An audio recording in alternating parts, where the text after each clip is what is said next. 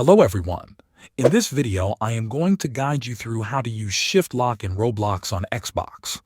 The first thing to know is that there is no universal way to enable Shift Lock on Xbox.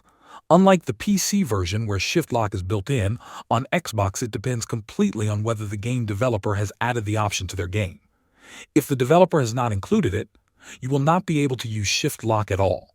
However, if the developer has added it, then you can enable it quite easily. For example, in the game Left 4 Survival, the developer has provided the option. Once you are in the game, press the menu button on your Xbox controller to open the settings. In the settings, you will see the Shift Lock option. Turn it on.